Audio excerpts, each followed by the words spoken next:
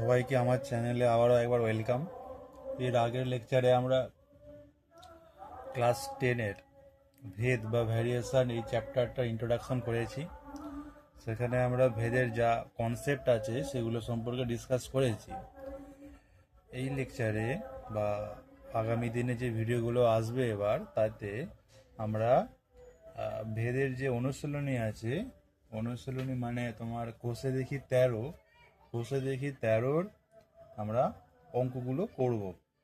শুধু অঙ্কগুলো করব না, প্রত্যেকটা অঙ্ক করার সময় কিভাবে অঙ্কগুলো হচ্ছে, মানে সেই অঙ্কগুলোর পেছনে কি মেকানিজম আছে, কিভাবে অঙ্কগুলো করতে হয়, কোন লজিকই অঙ্কগুলো হচ্ছে, সেইগুলো সম্পর্কেও আমরা ডিটেলে বিস্তারিতভাবে আলোচনা করব এবং প্রত্যেকটা স্টেপ পুঙ্খানুপুঙ্খভাবে বুঝে বুঝে আমরা অঙ্কগুলো করব।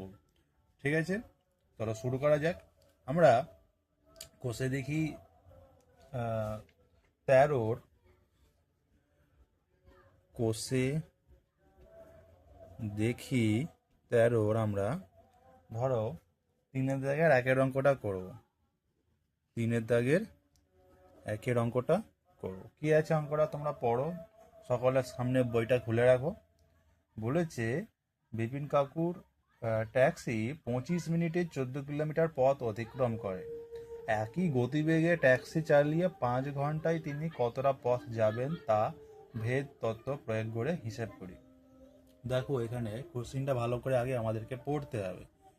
কোশ্চিন কি বলছে সেটা ভালো করে আগে দেখো। প্রশ্ন বলেছে তিনি ট্যাক্সি করে 25 মিনিটে 14 কিলোমিটার পথ অতিক্রম করেন এবং সেই গতিবেগটা যদি স্থির থাকে, মানে একই গতিবেগে তিনি তাহলে 5 ঘন্টায় কতটা পথ অতিক্রম করবেন। তাহলে দেখো, এখানে দুটো জিনিস দেওয়া আছে, দুটো তথ্য দেওয়া আছে, একটা সময়ের আর একটা অতিক্রান্ত দূরত্ব। আর জিজ্ঞেস করেছে তোমাকে যে 5 ঘন্টায় কতটা পথ যাবেন, মানে কতটা অতিক্রম করবেন। তাহলে দুটো তথ্য কি কি দেওয়া আছে সেগুলো আগে লিখি। দেখো, দুটো জিনিস দেওয়া আছে, একটা বলে দেওয়া হয়েছে সময়, আর আরেকটা তথ্য যেটা দিয়ে দিয়েছি সেটা হচ্ছে অতিক্রান্ত দূরত্ব। অতিক্রান্ত দূরত্ব, আচ্ছা আচ্ছা দেখো, সময়টা মিনিট এই হিসাবে দিয়েছে, আর অতিক্রান্ত দূরত্ব কিলোমিটার বা কিমি এই হিসাবে দিয়েছে, তাই তো? এই হিসাবে দিয়েছে, কিলোমিটার বা কিমি এই হিসাবে দিয়েছে। তাহলে আমরা সেভাবে লিখি। বলেছে 25 মিনিটে কতটা পথ অতিক্রম করে, না 14 কিলোমিটার পথ অতিক্রম করে। তাহলে 5 ঘন্টায় কতটা পথ যাবেন। এবার দেখো, 5 তো এখানে ঘন্টা বলে দিয়েছে, 5 ঘন্টা সমান কত মিনিট, না 1 ঘন্টা সমান 60 মিনিট হলে 5 ঘন্টা সমান 5 গুণিতক 60 সমান 300 মিনিট। সেই 300 মিনিটে তিনি কতটা পথ অতিক্রম করবে। যেখানে তোমাকে মাথায় রাখতে হবে একটা জিনিস, যে গতিবেগ মানে স্পিড বা ভেলোসিটি, গতিবেগ স্থির আছে, মানে একই বেগে তিনি যাচ্ছেন, এটা মাথায় রাখতে হবে। এই বিষয়টা মাথায় রাখতে হবে যে গতিবেগটা কিন্তু স্থির, গতিবেগ বাড়েও নি কমেও নি। তাহলে 25 মিনিটে তিনি 14 কিলোমিটার পথ যান, তাহলে 5 ঘন্টায় তিনি কতটা পথ যাবেন। এটা গেল আমার গাণিতিক ভাষায় সমস্যাটাকে আমি বর্ণনা করলাম। এবার অঙ্কটা আমি কি করে করব। দেখো, দেওয়া আছে সময়, বের করতে হবে দূরত্ব, ঠিক আছে। আচ্ছা, আমাকে ভেদ তত্ত্ব প্রয়োগ করে করতে বলেছে, তাহলে ধরে নিতে হবে যে ধরি সময় সমান টি আর অতিক্রান্ত দূরত্ব সমান ডি। দেখো, টি মানে টাইম, টাইমকে আমরা টি দিয়ে রিপ্রেজেন্ট করছি, আর অতিক্রান্ত দূরত্ব ডি, ডি মানে ডিস্টেন্স, ঠিক আছে। ভেদ তত্ত্ব প্রয়োগ করে এবার আমরা করব। এবার একটা কনসেপ্ট বুঝো, এবার তোমরা নিজেরাও বুঝতে পারবে খুবই সহজভাবে। দেখো, যখন গতিবেগ স্থির থাকবে, আমি যদি সময় বাড়াই, মানে আমি বেশি সময় জার্নি করি, তাহলে আমি নিশ্চয়ই বেশি দূর অতিক্রম করব। আর আমি যদি কম সময় জার্নি করি, তাহলে নিশ্চয়ই আমি কম দূরত্ব অতিক্রম করব। বিষয়টা ক্লিয়ার হলো? মানে আমি যত বেশি টাইম নিয়ে গাড়ি চালাবো, তত বেশি দূর এগোতে পারবো, আর যত কম টাইম নিয়ে গাড়ি চালাবো তত কম দূর যেতে পারবো। তাহলে সময়ের সঙ্গে এখানে দূরত্বের কি সম্পর্ক আছে বলো? সময়ের সঙ্গে এখানে দূরত্বের সরল সম্পর্ক আছে। যত বেশি সময় আমি গাড়ি চালাবো তত বেশি দূরত্ব আমি অতিক্রম করতে পারবো। তাহলে তাহলে এখানে আমি লিখবো, এই সম্পর্কটা লেখা দরকার আছে। কি লিখবো? না, তাহলে আমি লিখবো গতিবেগ যখন স্থির, গতিবেগ মানে স্পিডটা সেম আছে, গতিবেগ যখন স্থির, সময় ও অতিক্রান্ত দূরত্ব, সময় এবং অতিক্রান্ত দূরত্ব পরস্পর সরল সম্পর্কে থাকবে। মানে যত বেশি সময় আমি ড্রাইভ করব তত বেশি দূর আমি ট্রাভেল করতে পারবো, আর যত কম সময় আমি ড্রাইভ করব তত কম দূরত্ব আমি ট্রাভেল করতে পারবো।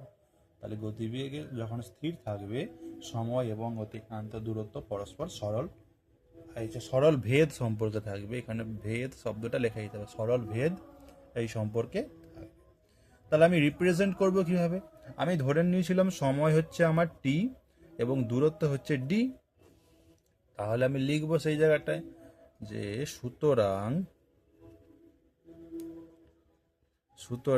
কি হচ্ছে, সুতরাং টি ভ্যারিয়াস ডি। সুতরাং কি টি ভ্যারিয়াস টি। দেখো আমরা কি জানি, সরল সম্পর্ক মানে তারা এইভাবে থাকবে।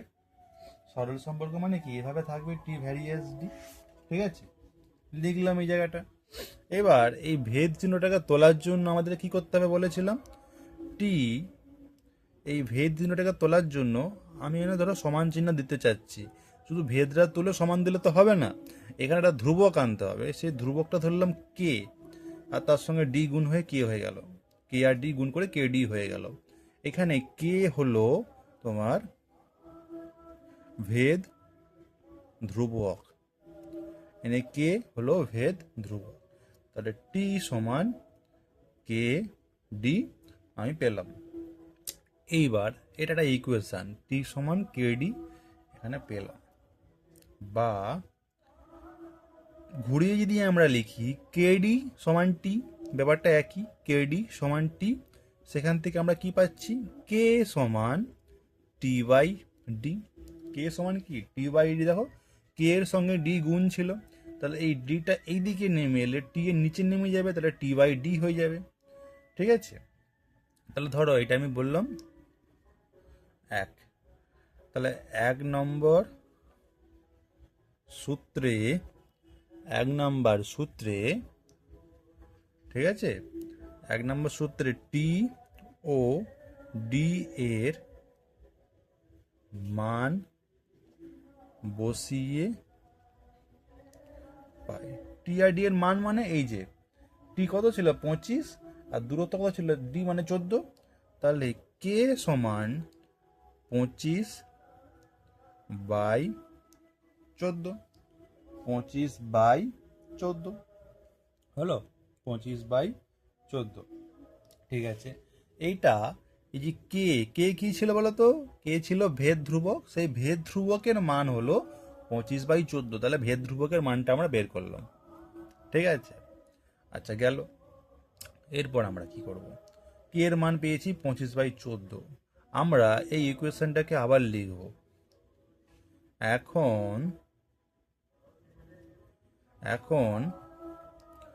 দেখো টি সমান 300 মিনিট। টি সমান কি 300 মিনিট। আগে আমরা 25 মিনিট আর 14 কিলোমিটার করে নিয়েছি। এখন আমার টাইম হচ্ছে 300 মিনিট। এই 300 মিনিট দিয়ে আমাকে জানতে হবে যে এই 300 মিনিটে সে কতটা পথ অতিক্রম করবে। তাহলে টি সমান এখানে 300 মিনিট লিখলাম। কে এর মান জানি 25/14। তাহলে ঠিক আছে, তাহলে আমরা লিখি আরেকবার যে টি ইজুক্যালস টু কেডি বা 300 সমান কে এর মান কত, 25/14 ইন্টু ডি ছিল, ডি পাশে লিখে রাখলাম, বা আমি ঘুরিয়ে লিখি 25/14 গুণিতক ডি সমান 300, বা ডি সমান কত না 300 গণিত, দেখো এই 25/14টা এইদিকে গুণ আকারে ছিল, এই পুরো 25/14টা যখন এই দিকে চলে যাবে উল্টি গিয়ে 14/25 হয়ে যাবে। আমরা জানি এটা করতে, ঠিক আছে। 25 একে 25, 25 একে 25, 30 থেকে 25 বাদ দাও, 5 আর 5 10 50, 30 25 2 50, 12 14 গুণ করবে তোমরা, পেয়ে যাবে 268 কিমি, 268 কিলোমিটার। এই হলো আমার অ্যান্সার। তারপর আমরা বুঝতে পারলাম যে বিপিন কাকু সেই একই গতিবেগ নিয়ে যদি 5 ঘন্টা গাড়ি চালাতেন তিনি 268 কিলোমিটার যেতেন। আমরা ভেদ তত্ত্ব প্রয়োগ করে এইভাবে স্টেপ বাই স্টেপ করব, ঠিক আছে। আমি খুবই ডিটেলে প্রত্যেকটা জিনিস এখানে তুলে ধরে বোঝানোর চেষ্টা করেছি। তোমরা দেখো, বুঝে নাও, না বুঝতে পারলে আমাকে জানাবে। এখানে একটা ভুল হয়ে গেছে আমার, এটা 168 হবে, 168 হবে, 268 লিখে বলেছিলাম, তোমরা একটু কারেকশান করে নাও। এটা 168 কিলোমিটার হবে, 268 নয়। এরপর আমরা যাব 3 দাগের 2 অঙ্কটা। 3 দাগের 2 অঙ্কটা সকলে পড়ো। আমাদের স্কুলে প্রথম শ্রেণীর 24 জন শিশুর মধ্যে 1 বাক্স সন্দেশ সমান ভাগে ভাগ করে দিলাম এবং প্রত্যেকে 5টি করে সন্দেশ পেল। যদি শিশুর সংখ্যা 4 জন কম হতো তবে প্রত্যেকের কতগুলি করে সন্দেশ পেত, তা ভেদ তত্ত্ব প্রয়োগ করে আমরা হিসেব করব। দেখো বিষয়টা বুঝো এবার কি হচ্ছে। এটা হচ্ছে আমার 2 দাগের সমস্যা। দুটো জিনিস আছে, শিশুর সংখ্যা মানে কতজন শিশু আছে, মানে কতজন স্টুডেন্ট আছে, আর প্রত্যেকে কতগুলো করে গোটা সন্দেশ বা গোটা মিষ্টি পেয়েছে, দুটো জিনিস। তাহলে আমি আগে সমস্যাটা গাণিতিক ভাষায় প্রকাশ করে লিখব। এইদিকে লিখব আমি শিশু সংখ্যা, আর এইদিকে লিখব আমি সন্দেশ সংখ্যা, মানে প্রত্যেকে কতগুলো করে গোটা সন্দেশ পেয়েছে, সন্দেশ সংখ্যা। এইদিকে শিশুর সংখ্যা, এদিকে সন্দেশ সংখ্যা। দেখো যখন শিশুর সংখ্যা 24 জন ছিল প্রত্যেককে 5টি করে সন্দেশ পেয়েছে। যখন মোট স্টুডেন্ট 24 জন ছিল তখন প্রত্যেকে 5টি করে সন্দেশ পেয়েছে। বলেছে কি যদি শিশুর সংখ্যা 4 জন কম হতো, 4 জন কম মানে কি 24 জন তো ছিল, 4 জন কম মানে 4 বিয়োগ করে দাও, যদি 20 জন হতো তাহলে প্রত্যেকে তখন কতগুলো করে সন্দেশ পেত। এবার এখানে একটা জিনিস ভালো করে বোঝো তো, প্রত্যেকে 5টি করে সন্দেশ পেয়েছে, কতজন, মোট 24 জন স্টুডেন্ট। তাহলে যে সন্দেশের যে পরিমাণ সংখ্যা সেটা কি বাড়লো বা কমলো, এমন কিছু ঘটনা ঘটেছে কি না, সন্দেশের সংখ্যার কোনো পরিবর্তন হয়নি, না সন্দেশের সংখ্যার কোনো পরিবর্তন হয়নি। তার মানে সন্দেশ সংখ্যা স্থির। আমি ব্র্যাকেটে লিখে দিতে পারি না 24 গুণিতক 5 সমান 120টি। এটা আমাদের প্রয়োজন নেই, জাস্ট লিখে রাখলাম যে 24 জন স্টুডেন্ট প্রত্যেকে 5টি করে সন্দেশ পেলে মোট 120টি সন্দেশটি লাগে, মানে এতগুলি সন্দেশ আছে। এবার যদি ছাত্র সংখ্যা কমে যায়, এটা কমন সেন্স দিয়ে বলো, যদি ছাত্র সংখ্যা কমে যায় তাহলে প্রত্যেকে এখন আগের তুলনায় বেশি সন্দেশ পাবে না কম পাবে, এটা নিজেরা তো বলতে পারবে। যদি ছাত্র সংখ্যা কমে যায় আগের তুলনায় তাহলে নিশ্চয়ই প্রত্যেকে এখন কিছুটা করে বেশি করেই সন্দেশ পাবে। সেটাই জিজ্ঞেস করেছে তাহলে, যে যদি 4 জন শিশু কম থাকতো তাহলে প্রত্যেকে কতগুলি করে সন্দেশ পেত। তাহলে ভেদ তত্ত্ব প্রয়োগ করে আমাকে হিসাব করতে হবে যখন, তাহলে আমি করি যে ধরি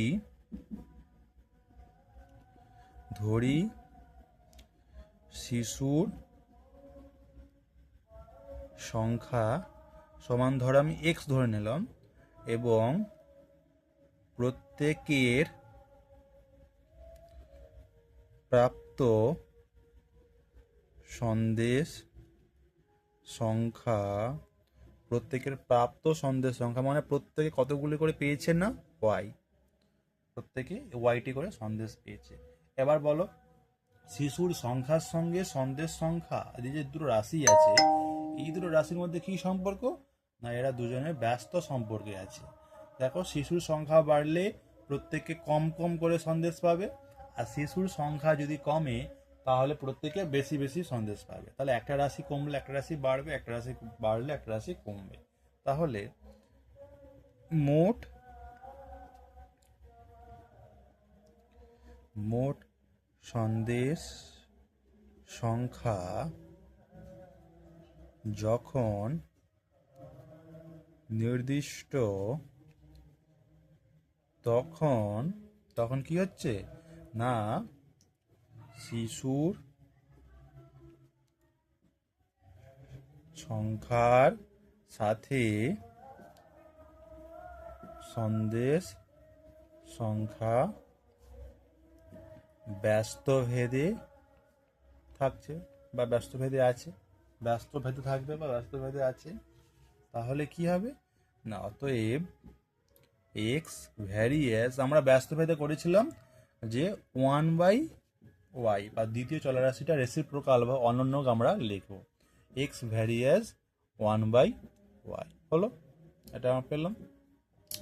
তারপর দেখো কি হচ্ছে, গেল এখানে আমরা একটা ভেদ ধ্রুবক যদি আনি এক্স সমান এটা কে, তাকে গুণ করতে হবে 1/y দিয়ে, যেখানে কে হলো আমার ভেদ ধ্রুবক, কে হলো আমার এখানে একটা ভেদ ধ্রুবক। তাহলে এক্স সমান কে ইন্টু 1/y করলাম। পরের লাইনে যাব, এক্স সমান এই কে এর সঙ্গে এক গুণ হয়ে কেই চলে আসবে, একের সঙ্গে তুমি যাই গুণ করো না কেন সেটাই সংখ্যায় দাঁড়াবে। তাহলে এক্স সমান কে ওয়াই, এটা একটা আমরা এখানে সূত্র পেলাম। ঠিক আছে, এখন এক্স সমান কত ছিল প্রথমে, 24। আচ্ছা ওয়াই সমান কত, প্রত্যেকে 5টি করে পেয়েছিল, এক্স এর মান 24 ছিল, ওয়াই এর মান 5 ছিল, সেটাই আমি এখানে লিখলাম যে এক্স সমান 24, ওয়াই সমান 5 হলে কি হচ্ছে না, এই এই সূত্রে যদি ভ্যালুগুলো আমরা পুট করি তাহলে 24 সমান কে আপন 5 বা কে সমান কে এর ভ্যালু কত, তাহলে এই 5টা এদিকে 24 সঙ্গে গুণ হয়ে যাবে, 24 গুণিতক 5, 24 গুণিতক 5 সমান আমরা 120 লিখতে পারি। তাহলে অতএব কে সমান হলো 120, মানে কে যেই ভেদ ধ্রুবকটা আমরা ইউজ করেছিলাম তার ভ্যালু কত, তার ভ্যালু হলো 120, পেয়ে গেলাম। এইবার এই ভ্যালুটা আমরা সেকেন্ড পার্টে আমরা ইউজ করব। দেখো আবার এখন শিশুর সংখ্যা মানে এক্স সমান কত, 20 জন। তাহলে আমরা এই যে সূত্রটা পেয়েছিলাম সেখানে যদি ইউজ করি তাহলে 20 সমান কে এর মান কত, 120, আর নিচে ওয়াই হচ্ছে প্রাপ্ত সন্দেশ সংখ্যা, বা 20 ইন্টু ওয়াই সমান 120। দেখো ওয়াইটা নিচে এখানে ভাগ ছিল, এদিকে উঠে চলে এলো 20 সঙ্গে গুণ হয়ে যাবে আমরা জানি, বা ওয়াই সমান কত দাঁড়াচ্ছে 120, 20টা দিয়ে গুণ ছিল, নিচে নেমে গেলে ভাগ হয়ে যাবে, 0 0 কেটে দিতে পারি আমরা, 2 একে 2, 2 6 12 সমান 6। এবার অতএব দিয়ে আমরা উত্তর লিখে দিতে পারবো যে অতএব প্রত্যেক শিশু তখন 6টি করে সন্দেশ দেখো পাবে। আমরা খুবই ডিটেলসে প্রত্যেকটা স্টেপ আলোচনা করেছি, যারা প্রথমবারে দেখে বুঝতে পারো না তোমরা ভিডিওটা আবার ব্যাক করে প্রথম দিকে দেখো, বা যে জায়গাটায় সমস্যা হচ্ছে সেটা কমেন্ট করে জানাও, আমি চেষ্টা করবো পরে সেটা সলভ করে দেওয়া।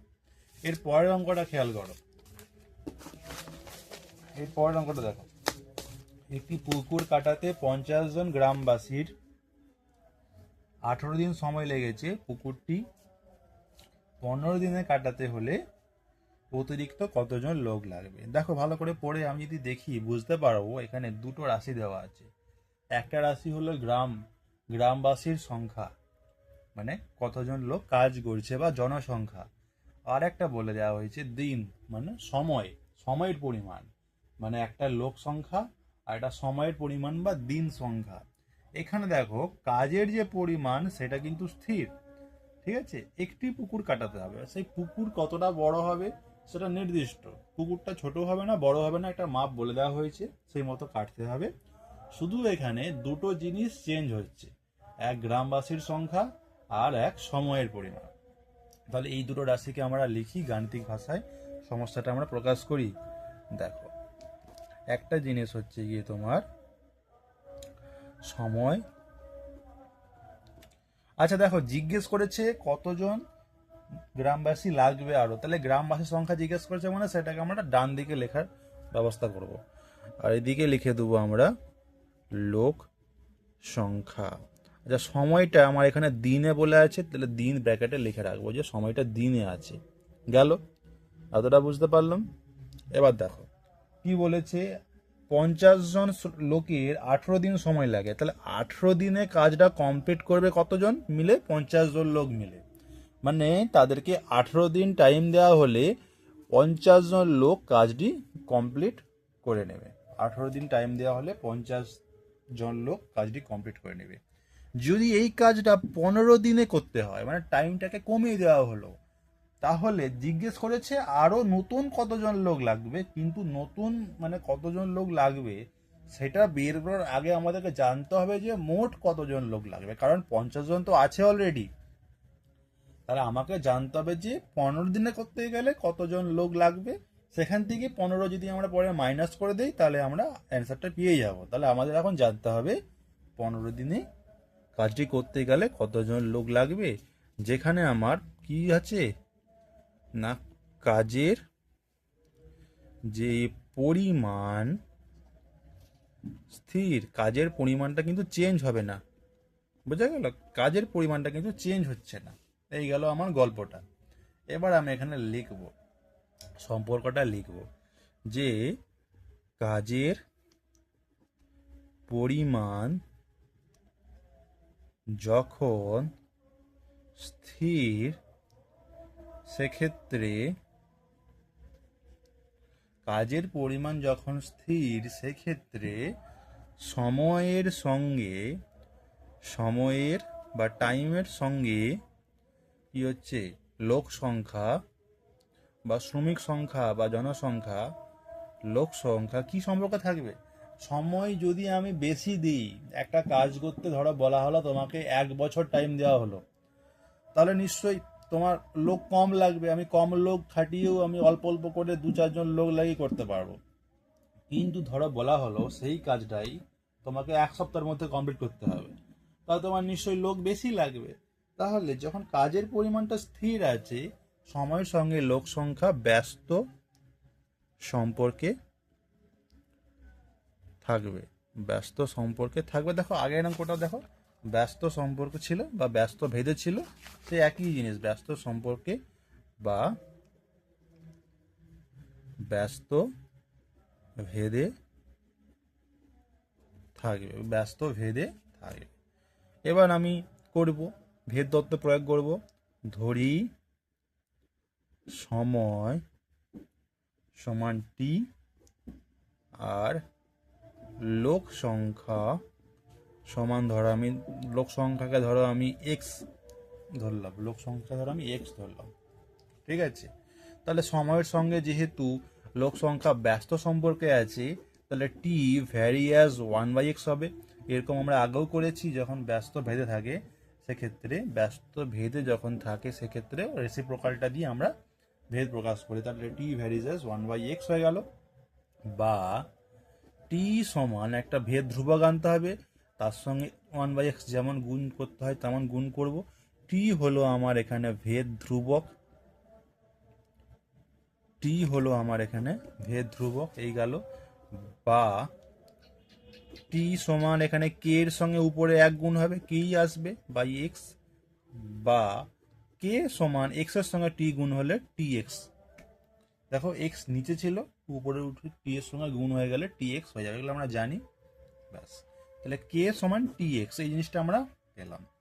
এখান থেকে এখন এক্স এর, এখন টি এর মান 18 দিন আর এক্স এর মান সমান 50 জন। এই তথ্য থেকে আমি এবার কে এর মানটা বের করব। কে সমান কি ছিল, টি ইন্টু এক্স সমান টি এর মান 18, এক্স এর মান কত 50, 18 5 90, তাহলে কত হবে 900। তাহলে কে, অতএব কে সমান কত 900। তাহলে এই যে সমানুপাতিক এই ভেদ ধ্রুবক যেটা আমরা ব্যবহার করলাম কে, সেই ভেদ ধ্রুবকের মান হচ্ছে 900। এই 900টাকে আমরা এবার সেকেন্ড পার্টে ইউজ করে ভ্যালুটা বের করব। যদি এখন যদি টি সমান 15 দিন হয়, তবে কি হচ্ছে, সূত্রটা আমরা লিখি আবার, যে কে সমান টি এক্স, বা কে এর মান কত পেয়েছিলাম 900, টি এর মান কত 15 আর লোক সংখ্যা এক্স ধরেছিলাম, বা এক্স সমান কত না 15 সঙ্গে এক্স গুণ ছিল, তাহলে এক্স এর মান যখন বের করতে হবে তাহলে 900কে 15 দিয়ে ভাগ করে দিতে হবে, 900 ডিভাইডেড বাই 15, 15 6 90 60 সমান 60 জন। তাহলে এক্স এর মান কত না 60 জন। তাহলে এখন দেখতে পাচ্ছি যে আমার 60 জন লোক লাগছে। আগে 50 জন লোক কাজটা করে নিয়েছিল 18 দিনে, এখন যেই দিনের পরিমাণটা কমিয়ে দিচ্ছে, টাইম কম দিচ্ছি, সেক্ষেত্রে আমার লোকটা বাড়িয়ে 50 থেকে বাড়িয়ে 60 করতে হলো। তার মানে কি, অতএব আরও 60 মাইনাস 50 সমান 10 জন লোক বা 10 জন গ্রামবাসীর আমার এখানে 10 জন লোক অতিরিক্ত কাজ করাতে হবে, অতিরিক্ত কাজ করবে। এই 10 জন এক্সট্রা লাগালে তবে ওই কাজটি আমি 18 জায়গায় এখন আরো কম দিনে মানে 15 দিনে করতে পারবো। যেহেতু ব্যস্ত ভেদে আছে, যত আমি সময় কমাবো আমার লোক সংখ্যা আরো বাড়াতে হবে। কত বাড়াতে হবে কি করে পেলাম না, মোট কতজন লোক লাগবে মাইনাস আগে কতজন লোক ছিল। তাহলে আমার তো আগে 50 জন লোক ছিল, আমার লাগবে 60 জন, 50 জন লোক ছিল মানে আর এক্সট্রা 10 জন লোক আমার কাজ করলে ওই কাজটি আমার 18 জায়গায় 15 দিনে সম্পন্ন হয়ে যাবে। ঠিক আছে।